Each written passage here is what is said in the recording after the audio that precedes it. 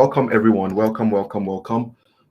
This evening, I am very honored. I should start by saying that I am very honored to be doing this, and I want to say a very big thank you to my boss, my Oga at the top, Mr. Victor, and the Join Momentum team. Um, special thanks and shout out to my original team, my core team, the Four Square Growth Marketing team. Um, Thank you guys so much. I hope everyone can hear me very well because I'm getting some kind of feedback. Can you guys hear me well? Okay. Awesome. Awesome. Okay, I can grant access to people for them to unmute. Does anyone want to say anything just before we start?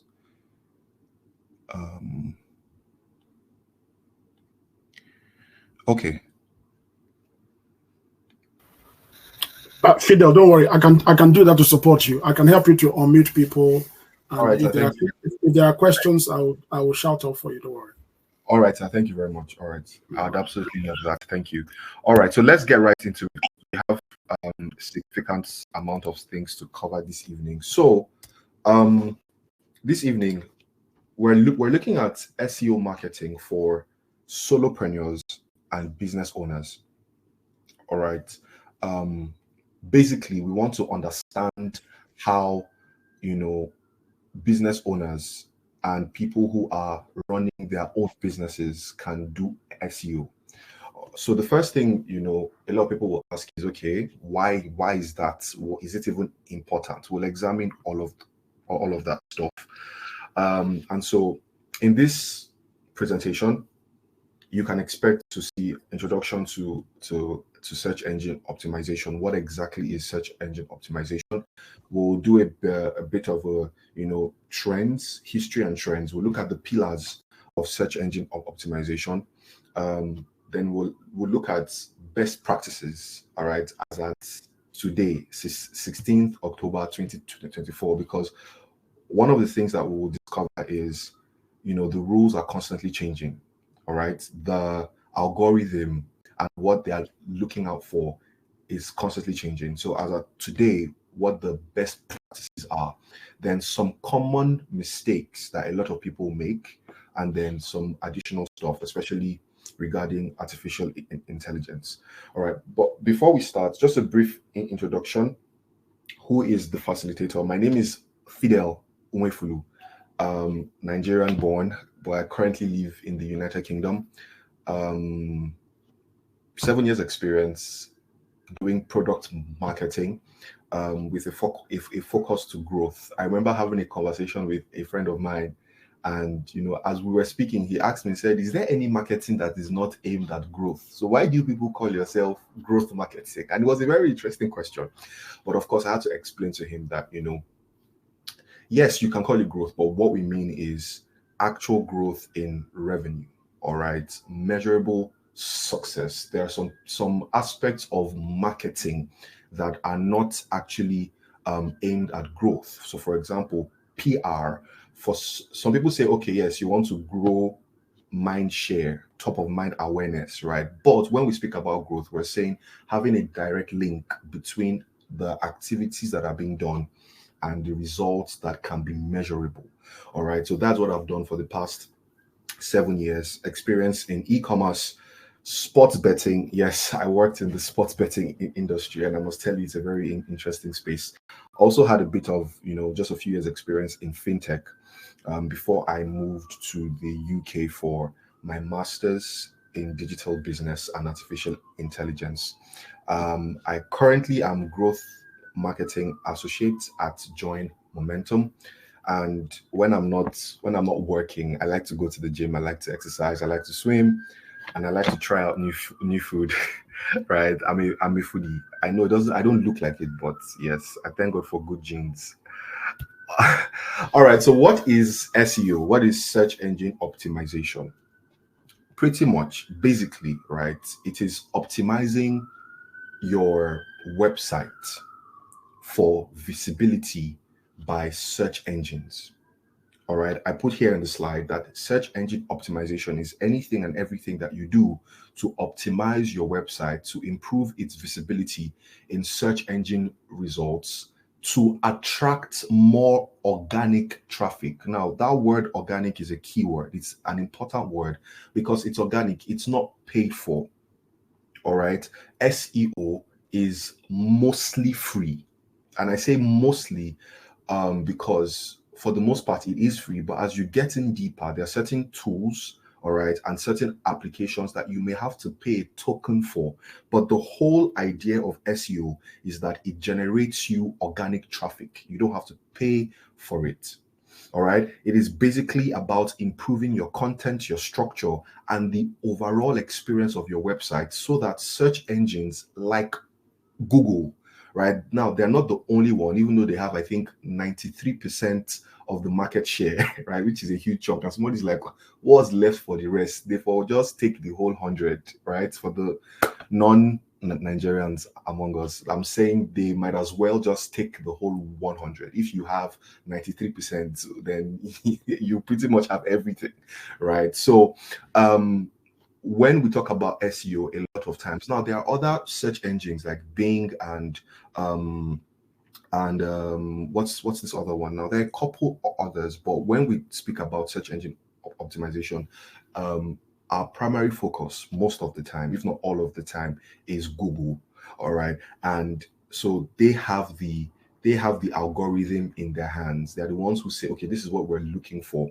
And as of today, all right, and this is me jumping the gun a bit, but as of today, when we speak about search engine optimization, the number one thing that anyone wants to bear in mind, of course, apart from the basics, is the user experience. Google is very big on the user experience, right? When people come on your site, how long do they stay? Right, so we'll examine things like bounce rates. Bounce rates, it refers to the amount of time, a measure of the amount of time that people spend on your site, and Google interprets that time spent as valuable content. The only reason why they stayed long is because they were seeing what they wanted. But if somebody comes on your site and in 30 seconds they've left, Google interprets that to mean they did not find what they were looking for. So whatever you have said you're supposed to be ranking for, you are not ranking for it. And so they will penalize you by bringing your page down. For those of us who do SEO, there's a common thing that we say is like a joke, right? I should clarify, it's a joke, that the perfect place to hide a corpse is the second page of Google, because nobody goes there. Everything you want or everything you're looking for, you will most likely find in the first page. All right, even the first page, first 3 results, first 4 results, by stretch, first 5 after that, right? So Google is saying that for SEO, what we are paying attention to, apart from the basic things, the fundamental things, and we'll examine them, is the usability of your website. When people come on your site, how well do they use it? How well is your site responsive? All right, so that's pretty much what SEO is. I know it can be such a big thing if you're not familiar with it, and so the way some people talk about it, you hear, oh, SEO is such a big deal. Now, it is a big deal. It is important. However, it is simple. It is understandable. It's something that if you apply yourself to, you definitely understand it. All right. So why does SEO matter? Why is it important? SEO is a cost-effective, long-term strategy for business growth and lead generation. SEO is a cost-effective, long-term strategy for business growth and lead generation. Now, there are some stats here I want us to just, take a quick look at. It says 53% of all website traffic comes from organic search. 53% of all website traffic comes from organic search. 75% of users never scroll past the first page of search results. like I was just saying, like the joke I said that we share amongst ourselves, we SEO people, right? That the perfect place to hide a corpse is in the second page, because people hardly ever go there, right? And then the last one here says 90% of online experiences begin with a search engine. I mean, if we take a poll now and we just ask how many of us have, searched for something, say you wanted to buy something, you were, trying to find something, and then you just did a quick search on Google. Now, the reason why I paused is recent statistics have shown, and this is very, very, very, very, very interesting, that people are moving away from searching on Google to searching on platforms like TikTok and Instagram. Now, that's a conversation for another day. But the beautiful thing is SEO still applies. And it is all about the user experience on those platforms. So the reason why a lot of people want to go on Instagram and on TikTok is because they want to see what other people are saying about that particular thing. Say you wanted to buy a Stanley Cup, for example. It's gone viral. Everybody is buying it. And it was just a very interesting thing. So there was a lady whose car caught fire. I think this was 2 years ago or thereabouts. The cup had been in existence for years. And those who knew, right? It was an American brand. It is an American brand. And those who knew about it. But what just shot it into limelight was a lady whose car caught fire, and everything in her car got burnt except the Stanley Cup. It was just a bit of some smoke and stuff around the cup. The cup was still intact. And then she did a TikTok video, and that video went viral. And before we knew it, now every influencer, you see them, they have the cup. I have my own cup here. I'm not going to show you. I'm part of it. I participated. And I'm not ashamed to say it, right? So everybody has the cup now, and it's a good product. So the reason I'm saying this is as somebody who is interested in SEO, we've moved away from, or I should say, SEO has moved away from just writing things, because that was the hack a few years ago when I started in 2017, right? You just had to do keyword stuffing. You write a lot. So if you had a bunch of text, Google would think that you knew what you were saying.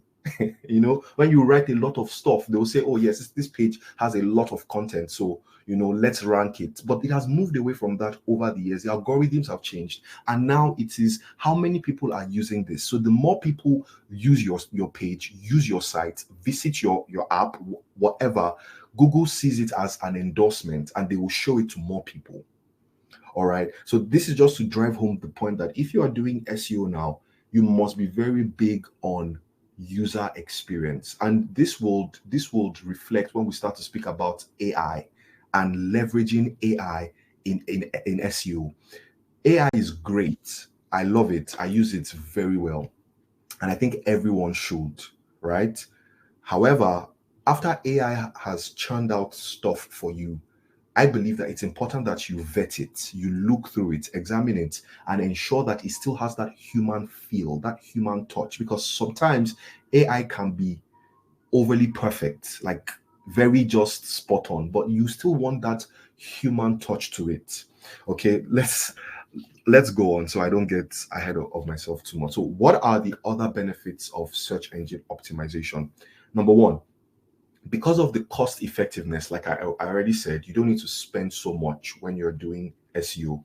That gives you the opportunity. It helps, that business owner to compete with larger brands, because now you are focusing on a niche and local SEO. I'll explain what that means as we go on. All right. So SEO helps you as a small business owner, as a solopreneur, to compete with larger brands by focusing on a niche market and local SEO. Point number two here, it says it helps you drive consistent organic traffic without any need for an ongoing ad spend. If you get SEO right, it's just that gift that keeps on giving, because it will always bring people to you. You may have to, in fact, not may, you will have to make a few tweaks and adjustments as time goes on, but it will constantly keep bringing you stuff. And the beauty of it is it's a long-term investment, because like I said, the more people use the page, they come on the site, they are reading stuff, or they are buying stuff, they are clicking on stuff, you are getting conversions, you are getting traffic, right? Google sees it as an endorsement, and they are willing to keep showing your stuff to more people. All right. Then some key stats. All of these are from 2024. All right, and we already examined some in the previous slide. 53% of all website traffic comes from organic search. SEO drives 1,000% plus more traffic than organic social media. SEO drives 1,000% more traffic than organic social media. So you posting by yourself, the brand, as it were, posting by themselves, it will get some traction, but search engine optimization drives more traffic than that, because like I already explained, what Google is seeing is more people are using this thing, so it has the answer.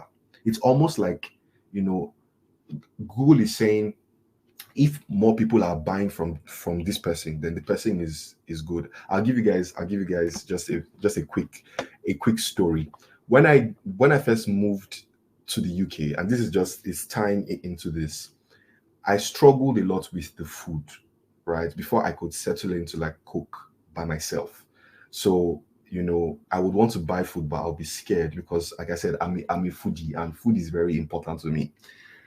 So sometimes I'll be going to a store and I'll just be like, God, it's a gamble. I don't know whether this food is going to taste good or not, because some of these people don't know how to cook. I didn't say that. I didn't say that. You didn't hear me say that. Right? So it was a gamble until one day I was like, wait, let me think about this thing very well. Let me use my knowledge of, SEO and all of that stuff, right? I'm joking. I didn't say that. But I thought about it. I was like, this is what I'll do. When I'm about to go into any store, I'm going to look and see which one has more people in it. So if it's an array of stores, I'm looking, and then I'm looking for the one that has more people, and then I'm also paying attention to the people that are like me in the store. Do you understand what I'm saying? So I was like, if I wanted to make a choice, if I wanted to gamble, I would gamble with that. That's what I would use to check. So it's pretty much similar to what search engines do. The more people use this thing, the more it's an indication that, yes, this person has gotten something right. That page has gotten something right. So we'll show that to more people. All right. Then local SEO importance. It says here that 46% of all Google searches are looking for local information. And I know some of us here have done it. So you type something and you just add close to me, near me. All right. And this is the advantage that a small business owner has. You can leverage that locality, the fact that this is where you are, this is your domain. All right. 78% of local mobile searches result in an offline purchase within 24 hours. I'm sure all of us can relate to this. You've searched something up, you've probably seen the address, you probably also saw the price, and then you went in person to go and buy it. It happens a lot. Now, what is the return on investment on search engine optimization? I'll say this off the bat. Of all the digital marketing strategies, SEO is the most profitable, and you can understand why. You're not spending so much, but the return is very high. It's the highest, I think, followed by email marketing. So search engine optimization has one of the highest long-term ROI of any marketing tactic, with 14.6% close rates from SEO leads, compared to, so the nearest to it is 1.7% from outbound strategies like direct mail or print advertising. So it is SEO. When you consider ROI, it is SEO and then email marketing. All right. So let's move on. What are the pillars of search engine optimization? As a business owner, this is your business SEO ranking is like a building. You guys will forgive my diagram. I just try to make something. Um, your SEO ranking is like a building, all right? It's like a structure that you're erecting. It takes time to build.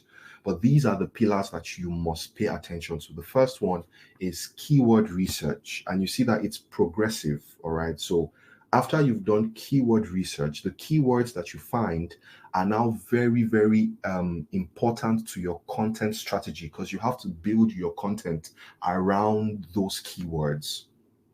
All right. And then when you've built your content, you take all of that content, whether it's video, whether it's text, graphics, infographic, whatever kind of content you have created, because they say content is king. You take that content and then you begin to put it on your pages. So that's where you have on page SEO. That's the SEO for your page. All right. There are a couple of other things that are involved here when we speak about your title tags, your H1, H2, H3 tags. All of these things are just, technical terms for very simple things. What is the title of the page? What is the description of the page, right? That's what all those H1, H2 things are. It's not a big deal, right? So on page SEO, and after that, you start to focus on technical SEO. I find that over the years, a few people make the mistake of trying to do technical SEO before on page SEO. It doesn't work, because after you've done all the technical stuff, right, and then Google really now says, and they really pay attention to your page, right, and then people come on your page, the content does not make sense. In Nigerian parlance, we say you are dribbling backwards, right? The Englishman will say you've put the cart before the horse, right? So it has to be stepwise. There is a progression to actually follow. So after you've done your on-page SEO, you've done your technical SEO, all right, then you start to do link building. Link building is pretty much just you showcasing your page on other pages that have higher domain authority, higher visibility. So for example, if I were a local business owner and I have a website well optimized, I decide to write an article on CNN, for example, or the BBC. When people see my article on the BBC, so long as I've embedded the link to my website, I'm going to take some traffic from there to my own page. That's link building. Some people do guest blogging. Some people do paid editorials. So they pay for their page to be advertised, as it were, on other platforms. But it doesn't look like an advertisement. It's just drawing traffic from a page with higher DA or higher traffic. All right. So these are the pillars of SEO in building your business SEO ranking. Then for each of these pillars, what are the best practices for keyword research? I'm going to try to be as quick as possible and just explain as many things as I can. For keyword research, the first thing you want to do is you want to identify the target keywords, right? So for your business, you are looking at what are the keywords that people are going to be searching for, and you don't have to guess. Of course, you might have a few guesses. So for example, if you sell cake, right? Of course, you know that the keywords there will be cakes in, say you are in Agege, for example, or you are in Sao Paulo, cakes in Sao Paulo, vanilla cakes in Sao Paulo. Those are long tail keywords, and we'll examine all of that in a bit. But you also want to do research. There's a reason why we say keyword research, is because you need to be sure that you have the right words. The right words have the right volume of search. How many people are searching for the word, or how often are people searching for the word? The right volume, right, and the right competition. Now you need to find a good balance for these two things, because if as a small business owner you go and start to compete for a keyword that has high volume and high competition, right, you may never rank, because the big boys are going to take up all of that. the organizations or the businesses that are in that space with you, who are willing to spend a lot of money, or who have the resources to just continually put stuff out there. So you want to find the sweet spots. The sweet spot for you will be keywords that have high volume or mid volume and low to mid competition. Those are the keywords that you will go for, and you attack those keywords so ferociously and create content around those keywords so that you can rank for that. Right? It is very important. So in doing your research, there are tools like Google Keyword Planner, SEM Rush, Uber Suggest. These are some tools that you can use. It's very simple. You just go in there, you type, oh, cakes in Manchester, and then you see like a list of between 50 to 100 words, right? That, are ranking for that particular keyword that you have put in there. It's very simple, right? The next thing you want to do in keyword research is long tail keywords. Guys, are we still together? Can you guys still are we still on the same page? Can you guys still hear me? Okay, awesome. Awesome. Thank you for the feedback, guys. So, number two, long tail keywords. All right. You want to focus on long tail words, less competitive keywords that are specific to your business to attract targeted traffic. So, say for example, you sell skincare products, right? You're not going to just put skincare. If you do that, or if you think you can create content around skincare, you're going to be swallowed up by the Fenties, the MAC. What are some of these big skincare brands now, right? You're going to be swallowed by all of Estee Lauder, all of these guys, right? You can't compete with them. You can't compete with Rihanna's Fenty. You can't. But if you sell organic skincare and you are in Manchester, like me, for example, you can say organic skincare in Manchester, or organic skincare for sensitive skin, organic skincare for dark skinned women. Be specific instead of just skincare or organic skincare. That's just an idea to give you an idea. Be as specific as possible. And the reason why it's called long tail keywords is because it's a bit long and they favor you as a small business owner who doesn't have a lot of resources.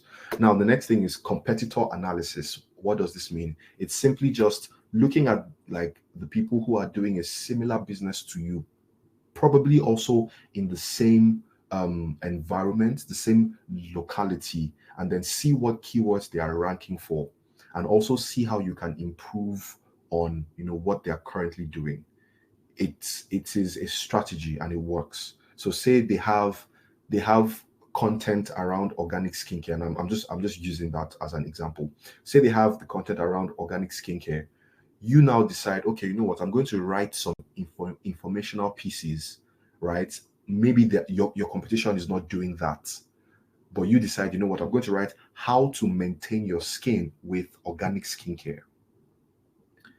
That's what you decide to do, and then in your piece of work, in your content, you now start to write, oh, if you are around Manchester and you want to get organic skincare, then visit this site. All of that kind of stuff, putting all of that in there, right? Filling that gap, finding the gap and filling it in what your competitor is not doing. All right. Then the next one is on page SEO.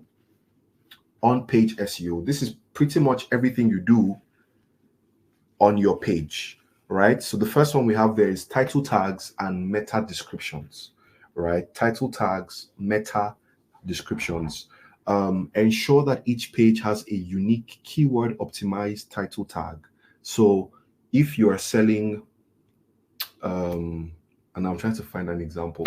If you're selling, say you're selling shirts, right? Your product page, you have a product category page, you have it shirts for men, and then you have a sub category that is, say, polo t-shirts, round neck t-shirts. Ensure that each page has a unique keyword optimized title tag. Don't just put shirts for men. Subcategory page, shirts for men. Under it, shirts for men. Google is going to be like, number one, they're going to see it as a duplicate, and that's trouble for you already. I think I forgot to say that how Google ranks is very simple. You have your website, you create it, you publish it. Then you put in a tag, right? Which is the crawl tag. You tell all the search engines, especially Google, that, oh, look, my page is ready to be crawled. So what they do is they come and they have bots that just crawl the page, pick the keywords, pick the alt texts for the images, and then it gives them an idea. So it's not like they read your website. No, they look at your title tags, your H1, H2, H3. They look at your tags, right? Your metadata, and it gives them an idea what the page is about. And so they index that, and then they start to show it. So if the bots come to crawl your page and they are crawling the title tags and they are just saying shirts for men, shirts for men, shirts for men, Google is going to see that as duplicates. And so to Google, that page is not optimized because you have 3 or 4 different pages that are saying the same thing. So which one am I supposed to show people when they type shirts for men? That already is going to affect your ranking. All right. So for search engine optimization, you need to ensure that your title tags are well titled, right? Then content optimization, write high quality, relevant, and keyword optimized. The content has to address your audience's needs. Like I said, Google has moved. Where they are right now is, user experience. Are people looking at this site? If more people are looking at it, spending time on your site, they will show it to more people. All right. So here it says use H1, H2 tags and include internal links. The third point here is on your page, optimize your images. Don't just put an image without a title. Like I said, the Google bots cannot see the image. What they use to know what that image is, they read the alt text. So when you put an image, leave an alt text for the Google bots. All right. Another thing is the size of your images. We will look at this when we speak about technical optimization, how that your site must be optimized to load very fast. Site speed, it's one of the factors that determine your SEO ranking. So if you want your site to load fast, you have to ensure that the images are of as low size as possible while they maintain the quality. Don't compromise on quality because of size. As much as you want to compress the file size, ensure that the quality of the image is not compromised. All right. Then your URL structure, this one is straightforward. Keep it simple, keep it descriptive, keep it keyword rich. So the example here, www.example.com/best vegan recipes. Don't do best 1, 2, 3 vegan 4, 5, 6. No, don't do that. Google will penalize you for that. All right. Ensure that it is clear, it is descriptive, and it has the necessary keywords. Technical SEO, like I already said, number one. Oh wow, time is going. Number one, mobile optimization. All right. Ensure that your site is mobile friendly. What does it mean? Ensure that people can load it on their phones, not only on their laptops. Right. I feel like this one is a no-brainer because a lot of people now browse on their phones, right? They check things out on their phones on the go. So if you've built your site and it's just supposed to be a desktop site, you are missing out. You are shortchanging yourself. So ensure your site is mobile friendly, and you can use Google's mobile friendly test to check your performance. The way it works is you put in your site, it gives you a report, an audit report of the specific things that you can improve. Very easy to use. All right. Number 2, site speed.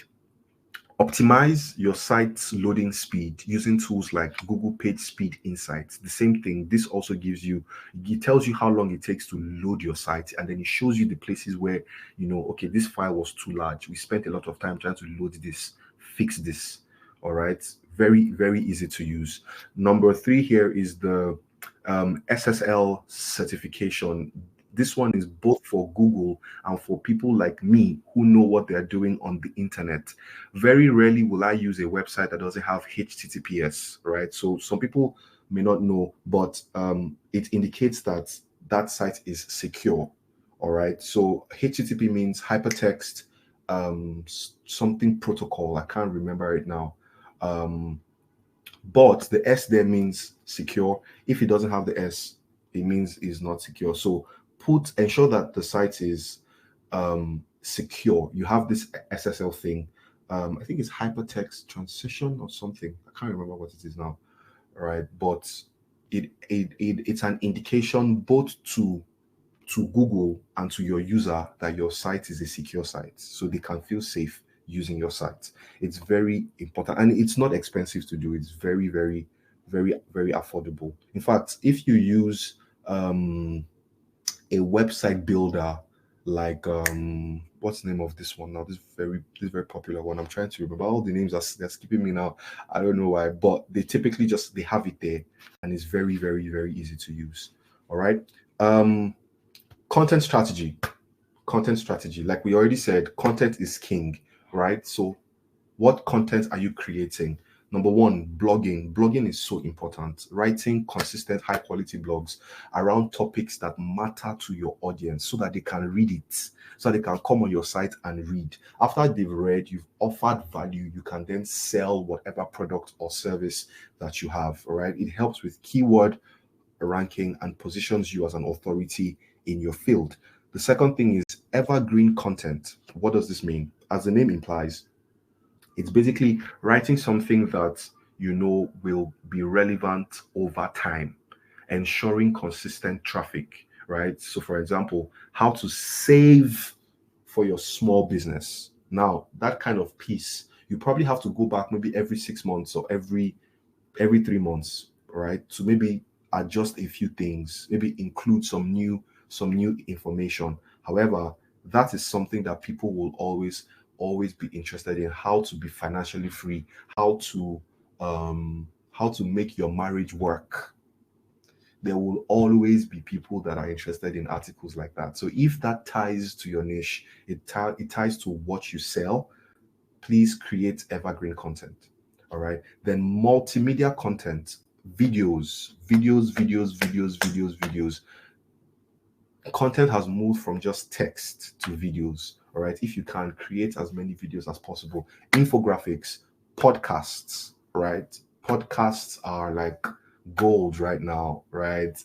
Podcasts enhance engagement and dwell time on your site. Like I said, the number one thing that Google is looking out for now, apart from the fundamentals, your title tags, because of course your page has to have a name. But after that, it is how are people using this site? The more people use it, the more they show it. So ensure that your page is engaging. All right. Then local SEO.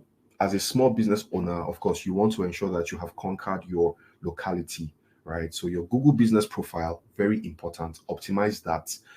Up-to-date hours, your location, put the right address, the right postcode, put clear pictures, good pictures. Also encourage your customers to give ratings and write reviews. Very important. All right. Local citation. Ensure that you have consistent name, address, phone number, and email address across all your platforms. It is very important. And if you can, have official email addresses, right? So your business name is not one thing and then the email is another thing. That can be a red flag for most people. All right. And then of course, create location specific content, right? Create content and landing pages that are targeting your local area. So best food cafe in Ikeja, best food cafe in Tripoli, best food cafe in Salford. All right. You want to put that in there in your content, location specific. All right. And then link building. like I already said, writing pieces on other blogs and linking it to yours. All right. So the first one here, backlinking. Aim to get high quality links from reputable websites in your industry that directs back to your own page. All right. This signals authority to Google. Guest posting, write guests for other blog to build links and drive referral traffic. Local partnerships, collaborate with other businesses in your locality for cross promotion and backlinks. All right, then leveraging artificial intelligence. Where does AI come in all of this? I think it is important to talk about this because AI has come to stay. And I know that there are divided opinions about it. People say things like, oh, people are going to lose jobs. Well, I don't know. I don't know if that's supposed to be a deterrent because when the computers came out many years ago, people lost jobs because actual human beings were computers. Like they were people who would compute things. So they were called computers until the computer came. And so I don't think, and I've said this a lot of times, I don't think that AI will take jobs as it were, right? AI will only take the jobs of people who refuse to upskill. It's here to stay. And I think it is so important. I gave a short talk a few weeks ago about like practical applications of artificial intelligence. I'm sure somebody's like, are you an AI evangelist? Well, yes, I am, and I'm proud to say that I am because I believe that it has the potential to do a lot of amazing things. And as with so many things that man makes, of course, there's a potential. There's also a potential for danger, right? But that's where measures, checks, and balances have to be put in place, right? Men made cars, and unfortunately, cars have killed people. Doesn't mean that no government in the world has ever said, you know what, we're banning cars in our country. Everybody was gonna trek. You never hear that. All right, but we put checks and balances. There are traffic laws, driving schools, all of those things. I think it's the same thing with artificial intelligence as well. The world has come to that place where it's going to be used effectively and widespread. So as a small business owner, you should be encouraging the use of artificial intelligence. You should be leveraging it, right? Because you are a business, you own a business. You're probably the one who makes your product, or you're the one who will offer the service, right? Maybe you have a few people that you've trained, but you are still the target man. You are the target person, right? You are involved in sales, in customer service, all of those things. You don't want to stretch yourself too thin. You need all the help that you can get. This is where AI comes in. So, like I put here in the slide, with the time constraints that you experience, AI can significantly ease the burden of SEO for you as a small business owner. How? By automating some time consuming tasks and streamlining some SEO processes. And I'll show you, there are tools available. All you need to do is plug and play. All right. So here, for a small business owner or a solopreneur, juggling multiple roles, AI can act as a valuable assistant in managing your SEO. It reduces the need for deep technical expertise, saves time by automating complex and repetitive tasks, and ensure that your SEO efforts are both strategic and up to date with the latest trends. Now, I haven't gone into technical jargon a lot in this presentation, and it's intentional because I don't want anybody feeling like, Omo, this SEO is too technical, it's too this, it's too that. I've kept it surface level, explained the very important things because I want you to see how simplistic it can be. Yes, there's deep technical expertise that can be involved, right? But for a business owner, that's not what you're after. What you want is, I want my business to rank. I want my page to rank. I want people to see my business. I want them to come and buy from me, right? So I don't need to be going too deep into crawl index, no index, 401, 404, page not found. You don't need all of that, right? All you need is let my page rank, right? So by leveraging AI, business owners can focus more on growth, customer relationships, and scaling their operations rather than getting bogged down with time consuming SEO tasks. All right. So for keyword research, remember the 5 pillars. For keyword research, there are AI powered tools like SEM Rush and Ahrefs that automates this process for you. It analyzes thousands of keyword combination in minutes, and it will tell you, you know what, if you want to rank for this, for this, for this in Salford, in Ikeja, use these keywords. Gives you a report.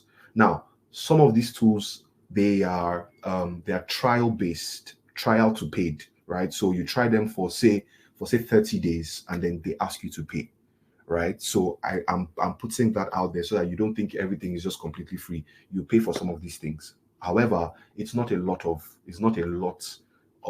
funds, right? It's something that is very affordable.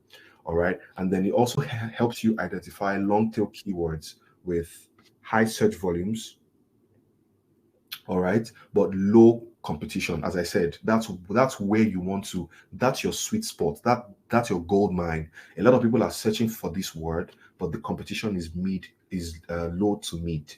All right, and then it also help you recommend keywords that are tailored to your niche, so you don't have to guess. You know for sure that these are the words that people are searching for. All right, for content creation and optimization, there are writing tools like Jasper or copy.ai. They will help you generate quality copies. Now, remember what I said at the beginning, but I'll say it again for those who might not have been here. After AI has written for you, I think it's important that you take a few minutes to fact check, read, and just maybe tweak a few things so that it has that human feel. It's very important. Now, Jasper is paid, right? Copy.ai is free. It's free trial to paid, but you can also use ChatGPT, right? Those ones are completely free, of course, except you want to pay, right? There's ChatGPT, there is Gemini, there is Copilot, and then there's a new one that just recently came out like a couple of weeks ago that everybody's raving about. It's called Perplexity, Perplexity. So you can use all of these tools. They are free to use. They will help you generate, high quality stuff. And then for optimizing, you use Surfer SEO or you use Phrase. All of these things will help you with, on-page factors like image optimization, right? Generating the alt text, which will do all of that for you. Very easy to use. For technical SEO optimization, I have a few minutes left, and I want us to ask as many questions as we may have. You have tools like Screaming Frog or Deep Crawl, right? Help you to run regular site audits, show you where things are broken. If you have a broken link, maybe there's a link that doesn't lead anywhere anymore because when you wrote that post, the link was to a particular web page in another site, but that site, they've taken down their own page and you didn't know. You were not aware. You don't want a case where somebody comes on your site, clicks on that link, it doesn't take them anywhere, and then they just leave immediately. Remember, I told you the bounce rate, that affects the bounce rate, and Google is going to be like, why is this page not giving them what they want? All right. So AI tools like this will help you identify when there's a broken link, when there's a page that is loading slowly, when you have duplicate content. Maybe you were not aware you published a page twice or something like that. All of these tools will help you do that, and very, very quickly as well. Then for local SEO, where we have tools like Bright Local, Moz will help you do this as well. There's one other one I was thinking about, but I couldn't remember it at the time of doing this slides, but I'll look for it. Then for predictive analytics, because we said that for best practice, oh yeah, I missed this slide. Apologies. When it comes to SEO and anything digital marketing, you must monitor and measure. I think I missed this slide. I didn't speak on this slide. That is the difference between digital marketing and, like I was explaining, between growth and any other kind of marketing. We must be able to measure what we're doing. There must be a measure for it. So when you do your SEO, when you write stuff, you publish stuff, you should be able to trace it to an increase in traffic, an increase in clicks, right? Increase in conversions on your site and all of that stuff. So these are some of the things that you need. You need GA is Google Analytics. You need Google Search Console. This helps you with, keyword performance and your visibility, right? Then also adapting to the algorithm. Like I said, Google changes their algorithm every other year, but for the past 2 3 years they've not really done any major changes, as it were. All they've been saying is user experience, user experience, user experience, the usability of your site. How are people using your site? All right, then some key things you always want to check. If at all you don't check anything else, you want to check these four things. You want to check your organic traffic, you want to check your click-through rate, you want to check your bounce rate, you want to check your conversion rate. Organic traffic, I think that's pretty easy. It means organic traffic, how many people are coming to your site, the number of people that are coming organically, right? The click-through rate, how many things, how often are they clicking on the things you have on your page? Bounce rate, like I already explained, when they come, how quickly do they leave? All right. The bounce rate is a measure of how people bounce. You understand? They come, they leave, they come, they go. Right. Then conversion rate. You determine what your conversion is. You determine what you want as your conversion. So if you say sales is your own conversion, how many sales are you making? That is your conversion rate. Some people at the initial stages, they may not put sale as a conversion. They may just put the visits. I just recently implemented SEO. Let me see how many people are going to come on my site, as opposed to when I was not doing SEO. So say for example, I used to get 50 inquiries when I wasn't doing SEO, and then now I have 400 inquiries in the space of 3 months. Right? For some people, that is their own conversion. Right? It all depends on what you determine to be your conversion. So for um predictive analytics, which is for, okay, I already spoke on this. Automated reporting, right? Google now has automated insights in Google Analytics. So what you just do is you go there, you tell it what it wants, what you want it to show you, right? Which insights are you interested in? What do you want to see? You put that in there and it will generate it, send you a report. Very, very easy to use. All right. It will send you alerts when there is a sudden ranking change. So for example, if you've dropped from first to third for whatever reason, right? It's going to it will send you an alert and show you that something has actually changed here. So all of this is just, to give you an idea of some of the things that are possible with artificial intelligence for search engine optimization. Now, common mistakes. Number one, keyword stuffing. I said this at the beginning of the call that, some 7 8 years ago, SEO was just writing a bunch of stuff. Just keep writing, keep writing, keep writing, write a ton of stuff. Keyword stuffing. Now they call it black hat, right? Because it's not acceptable anymore, right? But some people still think this is the way to go, because I still see some sites in 2024 that just have a ton of text, and I'm like, what are you doing? This is so outdated. All right. So don't make that mistake. Don't stuff keywords. Number two, don't ignore mobile optimization. I think that one is a no-brainer. People are using their phones constantly, so ensure that your website is optimized for mobile experience. It is very important. Number three, not updating content regularly. We live in a very fast-paced world. Information is constantly changing. Ensure that your content is updated as much as possible. Number four, this is a technical SEO thing, but you need to ensure that you have good site structure. All right. Ensure your site is well structured. Ensure that your pages are interconnected. Right. So there's a product page, the big page, and there's a sub ones. Make it very easy for the bots to crawl and understand what exactly is going on, right? Then number five, big mistake that a lot of people make is neglecting user experience. For so many years, when people did SEO, they did it for Google.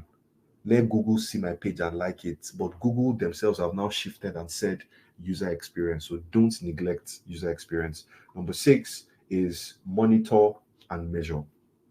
All right, monitor and measure. Very important. So over here you see some things that are very important. Number one, don't overload your content with keywords. Instead, focus on the natural readability of your page. Number two, failing to optimize your site for mobile users can severely hurt your rankings. Number three, outdated content can lose your ranking over time. Continuously refresh and update old pages. Number four, ensure that you have a site layout that makes it easy for the bots to crawl and index your page. All right. Also makes it very easy for people to read and understand what you have in there. So just a quick run through all of that. So thank you very much, guys. Does anyone have any questions? I feel like I breezed through that and I rushed through it, but I hope you guys got the gist of what I was trying to say. Any questions, please? Oh, I see there are like a ton of messages in the chat.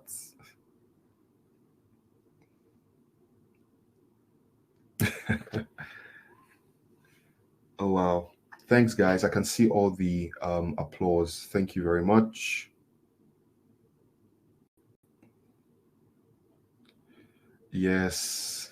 I'm so sorry, guys. I couldn't respond to the chat at the time when I was doing the presentation because I had to leave this place. I had to leave the screen for my slides.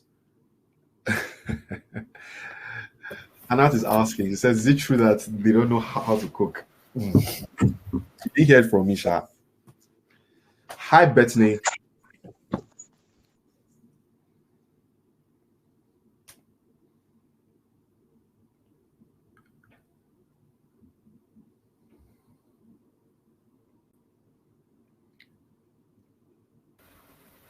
Hi, Bethany.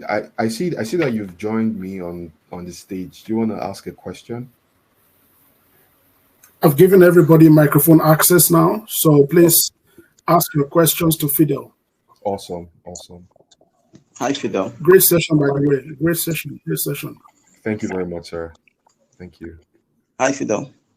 Good evening. Hi, Bethany. Good evening. By the way, that was a great session. Thank you for that. Thank you very much. There's one thing that is bothering my mind and about SEO. So you talk about HTML and the tags, the index tags that we use. So I want to understand the index tags. Is it every content that is rendered in the index page that is important for the SEO optimization? I'm sorry, could you say that again? I didn't quite catch. Okay, you spoke about index in the index page of the website. So you talked about the tags that the SEO or the search engine uses the tags to bring out the search results. So I wanted to understand, is it every tag that the index page has that the SEO optimization will be focused on in order to render the page for the customer or client to see the content easily? Is it all the time?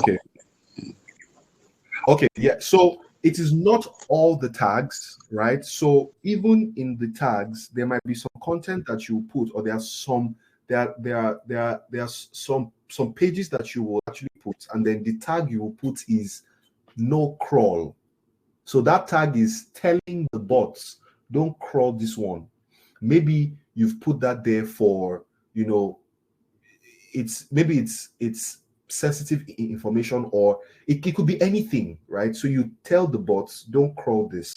However, priority is placed on your H1, H2, H3, your title tags, meta description, all of those things you put in there is what they will pay attention to. The things you put in the body, the content in the body, not as important as your H1, H2, H3 tags, right? However, the bots will crawl everything, index it, except you tell it don't crawl, right? Don't crawl, don't index. It will index and crawl everything. But when a user comes and searches and says, oh, say for example, I want to buy Chelsea boots in Manchester. If you've put Chelsea boots in your title tag in your H1, H2, it will show for me. better than the person who maybe puts Chelsea boots just in the body of content. I hope you understand my explanation. Yes, absolutely. Thank you very much. That's a do. Thank you. Awesome. Thank you very much. Thank you for asking. Any more questions, guys? Our time is up. It's 8:02. Yeah, I think we have who else is Motorayo is on the stage? Motorayo is here. Hi, Motorayo.